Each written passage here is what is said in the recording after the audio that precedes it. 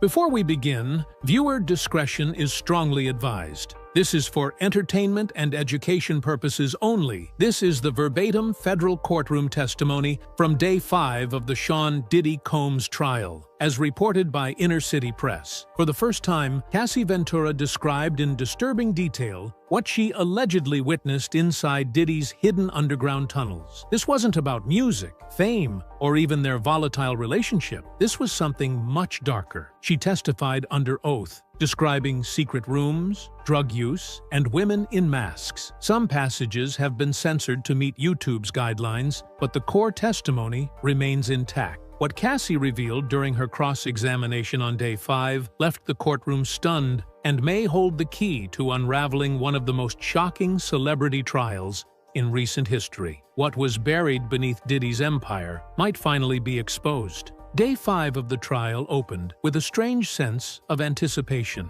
Reporters shuffled in earlier than usual, the public gallery packed tighter than ever, and even the jurors seemed more alert. There was a heaviness in the air, and everyone knew why. Cassie Ventura was returning to the stand. Unlike the previous days of emotionally heavy but legally routine testimony, today would be different. Something was coming. Cassie entered quietly, flanked by security, and took her seat across from the defense. She looked tired, but calm. The judge reminded everyone that courtroom decorum would be strictly enforced. Then the questioning began. The defense, seemingly shifting strategy, skipped past basic relationship questions and instead asked Cassie to walk the court through Diddy's Los Angeles mansion, its design, layout, security protocols. The questions seemed oddly architectural at first, until one slipped through that stopped everything. Ms. Ventura, have you ever been beneath the property? Inside the tunnel? There was a momentary pause. Gasps were stifled. The prosecution objected, calling it irrelevant and speculative, but the judge allowed it. Cassie took a deep breath. Yes, she said. That single word changed the mood in the room. For months, there had been rumors about tunnels, Reddit threads, anonymous claims, even jokes in the media, but no one had confirmed it. Not until now. The defense lawyer leaned in. And what exactly did you see when you went down there? I didn't want to go, Cassie began. He told me to follow him. He said he had something to show me. He was high. I was confused, but I followed. She explained how the entrance was outside, not inside the mansion itself, disguised behind foliage near the pool area. It looked like a slope, just part of the landscaping, but there was a hatch under the leaves. What she saw next, she claimed, would stay with her forever. Concrete stairs, steel doors. It got cold the deeper we went. And when we got inside, I knew this wasn't just some safe room. It was something else entirely. She wouldn't say more until prompted, but the room already knew. They were going to hear something no one was ready for. Cassie's voice didn't shake as she began to recount what was inside. In fact, that's what made it all the more unsettling. There was a detached clarity in her tone, as if she had rehearsed this moment in her mind for years. The entrance led to a long corridor, bare walls, fluorescent lights. There was this buzzing noise, almost mechanical. It didn't feel like a part of a house. It felt like an institution. She described the walk as disorienting. Twisting hallways with no windows and no cell service. She said Diddy walked ahead of her, talking to himself, mumbling about proving a point. She thought about turning back, but didn't. He had that look in his eye, the one that said, "Don't argue." As they passed through a secured door, unlocked with a keypad, Cassie said they entered a large chamber-like room. Red lights, cameras in the corners, leather furniture. There was a smell, cleaning chemicals, sweat, something else. The room, she claimed, was not for relaxation or entertainment. It looked like it was made for something else. It was clinical but also perverse. You could feel that bad things had happened there. She pointed out details. Shelves filled with props, masks, ropes, oils, and latex outfits. A rack of clothing that appeared unworn. Mirrors on the ceiling and floor. Soundproof padding on the walls.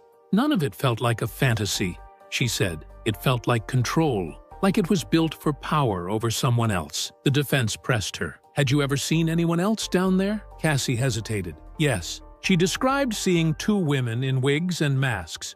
One was lying still on a couch, the other sitting near a tripod with a camera mounted. They didn't speak. They didn't move much. He called them performers. I wasn't introduced. When asked how long she stayed, she said, "Not long." I made an excuse. I said I felt sick. Back upstairs, she locked the bedroom door. Hours later, Diddy confronted her. He told me, "You never saw anything. You don't repeat anything.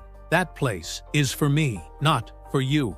That was the first and only time she went down there, but she never forgot it. When asked to elaborate on the layout, Cassie gave even more chilling descriptions. It wasn't just one room, there were 3 more I saw. One had no lights at all, just a bench in the middle and chains on the wall. The second had a full-length mirror and a digital panel next to the bed. I didn't know what it was for. The third had nothing but a chair and a box of wires. That's when I told him I wanted to leave. She said Diddy didn't argue. He laughed, told her she wasn't ready, said it was too real for her. But what unnerved her most were the words he whispered before opening the final door. He said, "This is where I bring the ones I own." Cassie described hearing muffled sounds behind one door, like a speaker playing music, but distorted. Then I realized it was voices. She couldn't confirm who was inside. She didn't want to know. She left the tunnel that night, shaking. Her clothes smelled like the place for hours afterward. In court, she admitted she never told anyone. Not friends, not family. Because I didn't want to disappear. That's how it felt. Like if I said something, I'd vanish. Like those girls in the room. The prosecution asked why she chose now. Because it's not just about me anymore. Because he's still doing this. Because if someone else ends up down there and never comes back, she trailed off. The judge asked for a brief recess, but the courtroom didn't move, not a single soul. Because what had just been said was more than testimony. It was a warning. When court resumed, the questioning shifted from the physical space beneath the mansion to what occurred above it, but was no less disturbing. The defense tried to reframe Cassie's experiences as consensual by focusing on the now infamous term freak-offs. It was a phrase that had already surfaced in her texts with Diddy, often in playful or coded language. But now the court was about to hear what it really meant. "Can you explain what a freak-off was?" the defense asked. Cassie nodded slightly. It was a planned night. It always involved sex, sometimes with multiple people, sometimes filmed. He would assign roles. There were instructions. Sometimes drugs were mandatory. The jury was shown text messages dating back years. In one exchange, Diddy wrote, "Game starts at 10 p.m. No breaking character until 8 a.m. In another, "Bring candles, grab outfits, I want you in a wig." Cassie clarified that these weren't isolated events. They were recurring, at least twice a month. Some were spontaneous. Others were arranged like business meetings, timed, scheduled, with people brought in by assistants. She admitted she sometimes agreed. But agreeing while drugged is not consent. I was often high. Sometimes I didn't remember what I had done. The prosecution interjected to clarify that these events, which Diddy referred to in writing as sessions, often happened in luxury hotels, sometimes in his private homes. "Did any occur in the tunnel?" the prosecutor asked. Cassie swallowed hard. Yes. She described one event where she was instructed to wear a latex suit and remain silent the entire night. "I was told I'd be punished if I broke character." The guests that night included strangers. He never gave names. I was told to trust him. One message entered into evidence included a chilling line from Diddy. "This time, I want control. No safe word." Cassie testified she didn't always feel in control of her own body. "Afterward, I felt hollow. I wasn't sure who I was anymore." She would later delete videos and photos. Not because of shame, but fear. Fear that if she spoke, something worse would happen. The questioning turned to the role drugs played in these encounters. What substances were commonly used during these events? The prosecution asked. Cassie didn't hesitate. Opiates, MDMA, benzos, weed, but mostly pills I didn't ask for. Sometimes I didn't know what I took until I passed out. She testified that the drugs were often handed to her by Diddy directly, or his staff. He'd say it was something to help me relax, but it made me foggy, slow, compliant. She recalled one night waking up on the floor of his Miami property, covered in sweat, with a camera light still on. "I don't know how I got there. I don't know who was in the room." She told the court that eventually she began to suspect videos were being kept. He'd tell me, "You're mine forever now." At first, I thought it was just words. Then I realized he was documenting things for control. The defense challenged this assertion, asking if she ever saw these videos. Only once, briefly, a clip on his laptop. Me, 2 men. I didn't remember it happening. She said she begged him to delete it. He told me, "I keep everything for leverage."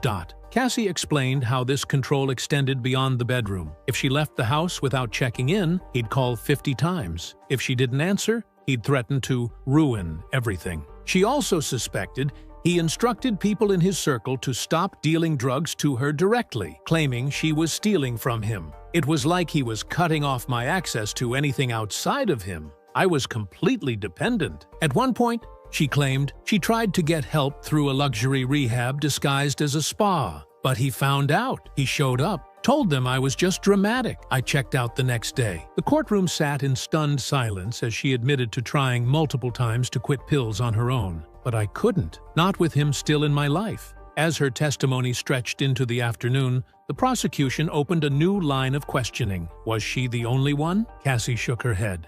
I wasn't the only woman. Not by a long shot. She testified that during several freak-offs, other women were present, sometimes escorts, sometimes women she didn't know, sometimes celebrities. They'd arrive by car service, sometimes masked, sometimes crying. I didn't ask questions. I was too scared. She identified Tiffany Red, a former friend, as one of the few people who saw what happened behind closed doors. Tiffany was at my 29th birthday party. She saw things. She told me it wasn't okay. I didn't listen. The court revisited an open letter Tiffany wrote years later, published in Rolling Stone, calling out Diddy's behavior. She tried to speak out. She was silenced. The prosecution pressed further. Did any staff members witness what was going on? Yes, Cassie said. His assistants helped coordinate. They knew when women were arriving. They cleaned up afterward. I don't know how much they knew, but they weren't blind. She also recalled the moment she realized her privacy was an illusion. I caught one of his assistants walking in on us once.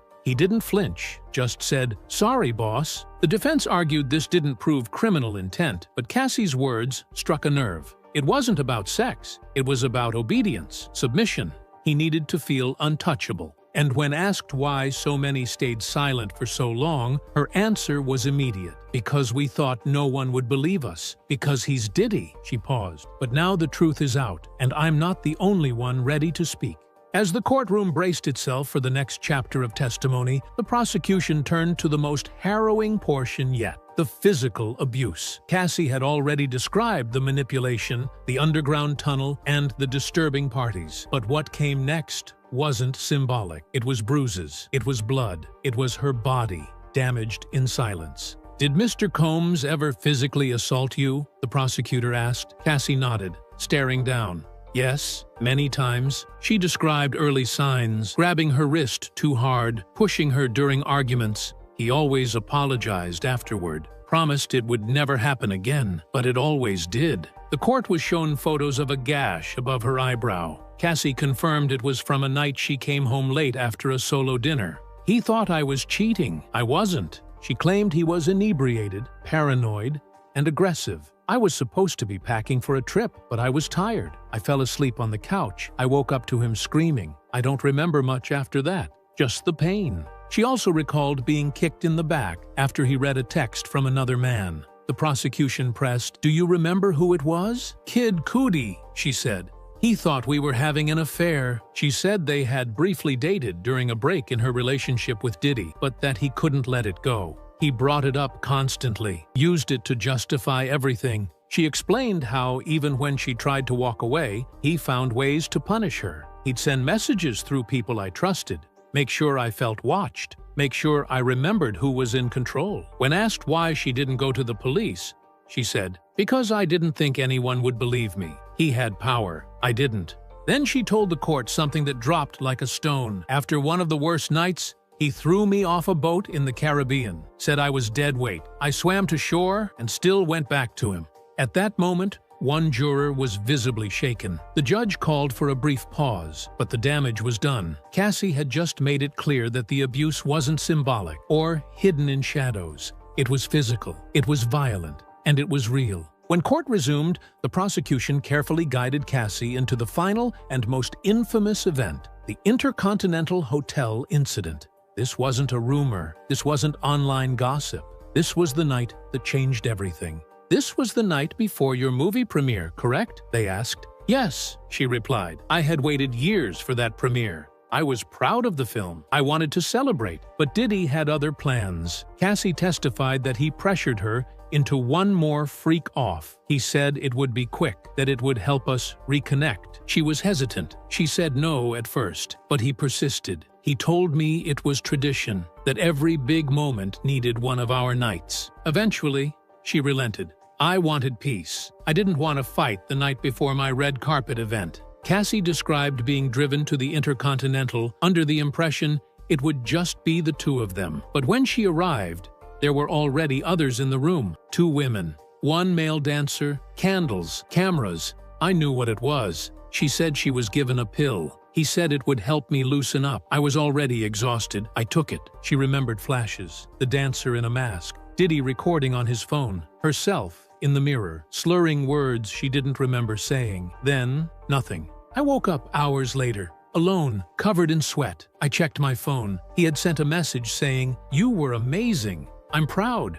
I didn't know what he meant." She never asked. She got up, cleaned herself off, and walked the red carpet hours later with a smile. No one knew. No one saw the bruises under the dress. The prosecution then presented a series of texts from that day. Diddy asking if she was still glowing, if she wanted to do it again after the after party. Her answer? "I never responded." That night, something inside her broke, and for the first time, she started to picture life without him. It wasn't just one night, it was the last straw in a decade of control. The next morning, she flew to New York alone. Diddy didn't follow. For the first time in years, she felt like she could breathe. The final segment of Cassie's Day 5 testimony was quiet, measured. Not as shocking as the tunnel or the violence, but somehow more haunting, because it showed what happens after the cameras stop flashing. She spoke about how she tried to heal. "At first, I pretended none of it happened. I told people we just grew apart, but inside, she was broken." She began therapy. Then, she started to remember details, nights she had repressed, people she had met, rooms she had entered. Then came the civil lawsuit. It was filed swiftly and settled even faster. But to Cassie, it wasn't about money. It was about a record, a document that said, "I wasn't crazy. It happened." Her lawsuit opened the floodgates. In the following weeks, other women came forward, anonymous stories, new complaints, and then an FBI raid. Authorities stormed Diddy's properties in search of evidence related to trafficking and coercion. What they found remains sealed, but rumors swirled about underground structures, files, even recording devices. Reporters asked Cassie for interviews. She declined. "I didn't want to become a symbol. I just wanted to be free." But now, here she was, in federal court, recounting everything in detail, on the record, under oath. When asked what she hoped would come of all this, her answer was immediate. Accountability, not just for me, but for everyone who went through that house, for every person who disappeared into those tunnels and never spoke again. And with that, her testimony concluded. The courtroom sat still as the judge dismissed the jury for the day. Cameras weren't allowed inside, but the world outside already knew something monumental had just happened. Cassie Ventura didn't just testify. She tore the lid off a hidden world, one that had been shielded by money, fame, and silence. And no matter what comes next, the truth is out.